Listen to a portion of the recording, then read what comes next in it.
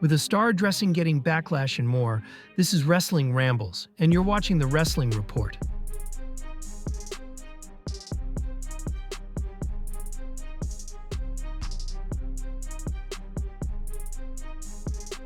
During his interview on the Battleground podcast, AEW President Tony Khan confidently stated that the company is reaching new heights in terms of its product, growth, and fan response.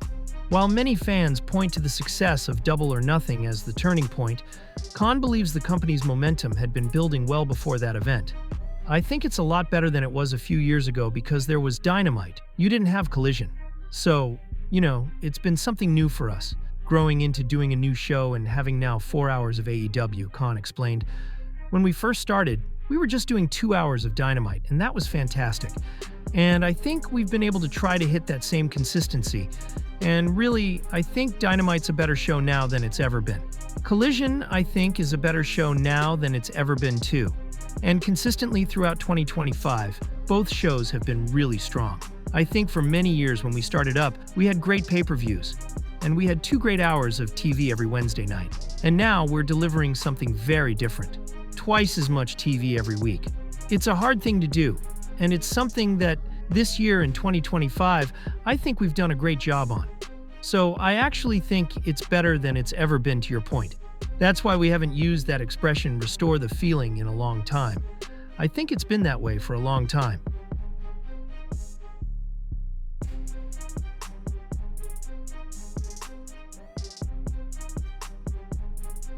After clinching the 2025 King of the Ring title, Cody Rhodes secured another shot at the undisputed WWE Championship, set for this August 2-night SummerSlam event. The title is currently held by John Cena, who defeated Rhodes at Wrestlemania 41, a bout that drew mixed reactions from fans due in part to interference from Grammy-nominated artist Travis Scott. In an appearance on Busted Open, Rhodes didn't shy away from the backlash. He openly acknowledged the criticism and took full responsibility for how some fans perceived his WrestleMania showing. "SummerSlam, I don't want to go as far as making any promises, but I can tell you the goal with SummerSlam is if people felt a certain way about WrestleMania, I will put that all on my back and take all the credit and responsibility for perhaps not feeling satisfied. I'd like to get him to the finish line with SummerSlam. Very much looking forward to doing this dance again."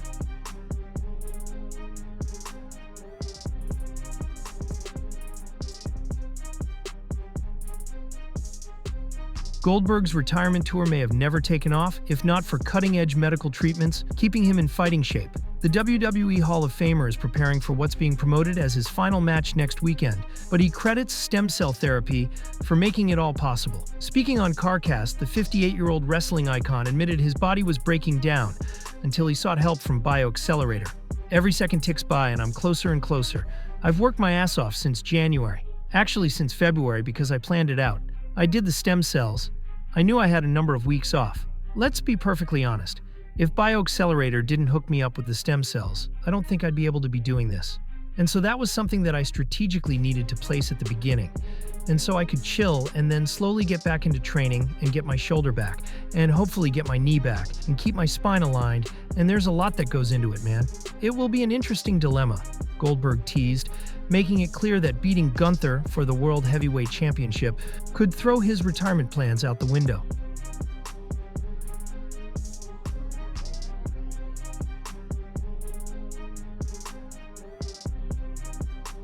In her conversation with Denise Salcedo, Melo spoke candidly about the intense physical and emotional journey of returning to wrestling shape after pregnancy.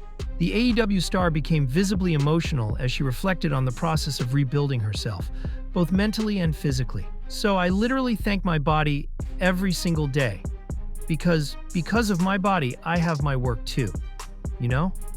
I have my job. So it's a lot of, going to the gym 20 minutes, and then going breastfeeding, and then going back to the gym. It's literally like relearning how to live my life.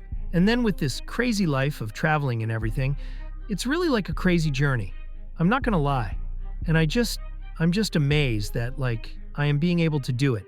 Sometimes, I don't know how, but I'm doing it. And then you start looking at yourself in the mirror, and you don't see the same thing anymore. My body is different. But, it's better, because I created her, So you just need to, work with your body, be grateful. So I literally thank my body every single day because of my body, I have my work too, you know?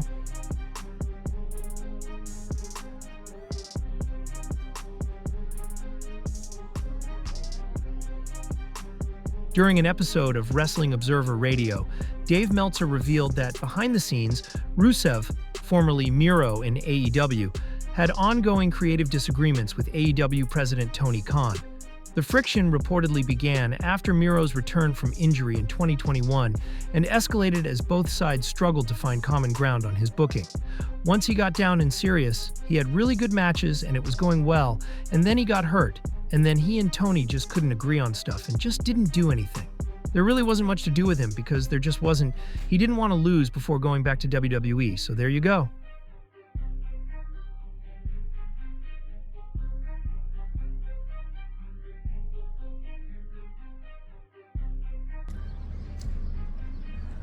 I'm at the airport right now, and a couple of thoughts crossed my mind. I'm about to get on a plane and get back to Atlanta, Georgia. I'm gonna see my beautiful, loving family, something that most of y'all don't have and will never have. That's because you're simply not worth it. You spend the majority of your time scrolling on social media, thinking up very unclever ways to attempt to insult people who are more motivated than you, more attractive than you, more accomplished than you. And that's because you make the conscious choice every day to be lazy, to be unmotivated, to have another bag of chips instead of getting on the treadmill. Now your back is bigger than your dreams, but I digress. That match that happened last night should have never happened in the first place. The Judgment Day wasn't even #1 contenders, but the New Day is used to everyone around them being handed opportunities for no reason while we fight for every single thing that we've ever accomplished in this industry. So I hope that you're happy. I hope you're happy because just like last time the Judgment Day held those championships, those titles are about to become background jewelry for every single argument that they have every single week on Raw. So Pittsburgh, hope you're happy. America, I hope you're happy. Matter of fact, the entire world, I hope that you are happy. Because those championships are about to get no love. They're about to get no photo shoot. They're about to get no recognition. But the New Day will reemerge.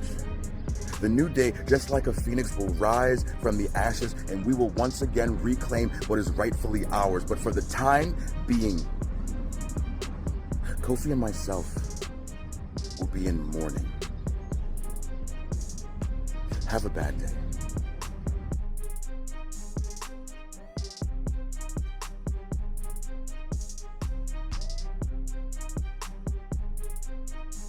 In an interview with the Wrestling Classic, the former WWE star revealed that his 2020 Hacker storyline was originally meant to launch with a major feud against Dolph Ziggler, but the angle was ultimately dropped before it could unfold as planned.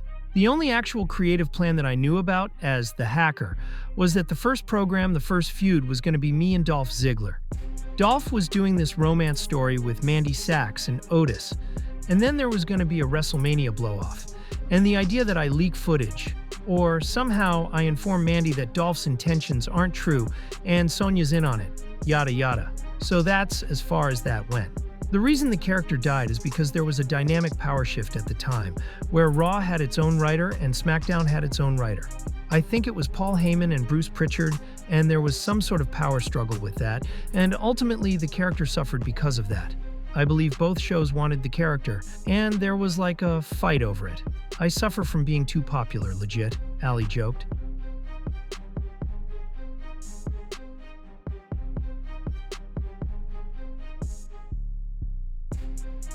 Matt Riddle is continuing to promote his new business venture, using social media to spotlight his OnlyFans account. The former WWE star recently shared a provocative post to draw attention to the platform, where he's branding the content as Bro OnlyFans. Riddle first launched the account last month, encouraging fans to subscribe with a video message that blended humor and innuendo.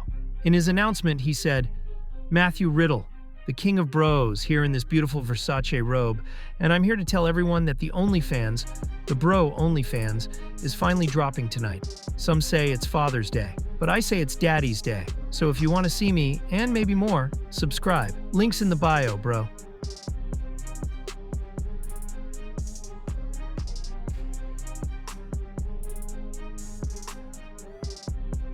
During his appearance on WrestleBinge, Vince Russo criticized the internet wrestling community for their backlash against Pat McAfee, arguing that fans turned on him simply for having interests outside of wrestling. Russo noted that McAfee's acknowledgement of wrestling as just one part of his life seemed to be enough to upset some hardcore fans. That's the thing with these marks. Wrestling has to be your life, 100% more important than anything else in your life. And all of a sudden, when you're somebody that says, wait a minute, it's a part of my life, no question about it, it ain't the whole enchilada. Now they've got a problem with you because they can't understand why wrestling isn't your everything. I was getting pretty exhausted. I produce and host a 5-day-a-week show, have been on the go every week since Dublin last year before college football. Plus I run my growing company with 14 employees, have a 2-year-old daughter. You're not enough, you're not exhausted enough, need you to take a dirt nap. The IWC, Internet Wrestling Community. Laugh emojis. Thank you all so much. Excited for the future of my life. That's what McAfee is saying. I needed a break from this. I've got a lot of things going on. I got a real life. But when it comes to that, those people that are so entrenched in the business, if wrestling isn't your be-all, end-all, you can't be part of the cult.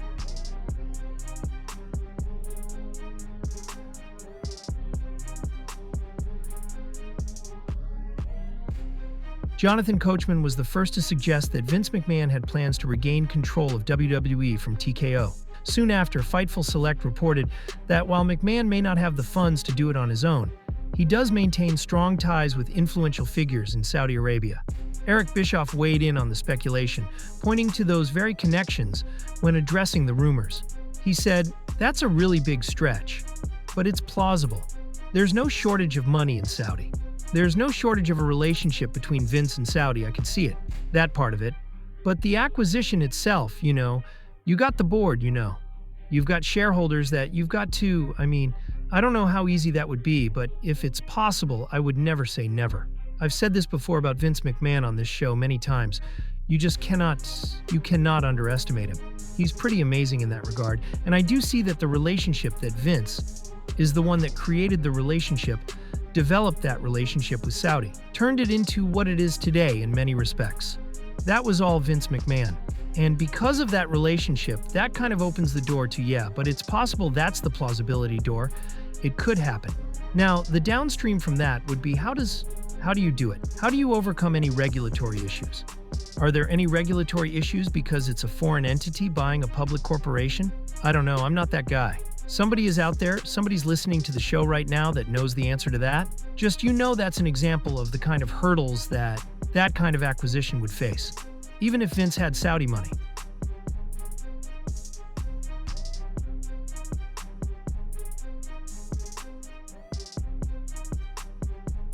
During an appearance on The Breakfast Club, John Cena spoke openly about his physical limitations and why he believes now is the right time to step away. Acknowledging that he's no longer performing at the level he once did, Cena shared, "I can barely hang on right now," Cena admitted. "I have certainly lost a step. And I promised myself, and I made open, accountable promises to the fan base that when I get a step slower, I am stepping out the door. So I can hang on for another 5, maybe 7 years and just slowly, crustily saunter on out there and do my stuff. Or I can... The business has been great to me. I've been in it for 25 years. I've got 18 more dates left this year. My last match will be in December. And that's going to be the door shutting on me. Hopefully I can maybe set a precedent of, hey, maybe it's okay to say you had a wonderful time, but it's really time to go. Because the older you get, I just want to be in a good partner to my wife. I want to be able to walk upright. I want my health into my final chapters of life. And the way I can do that, or the way I can hedge that, sure, is not fall down a lot." Post 45, that he wants to retire while he's still able to contribute in a meaningful way, for both himself and the fans. And that was the news for today.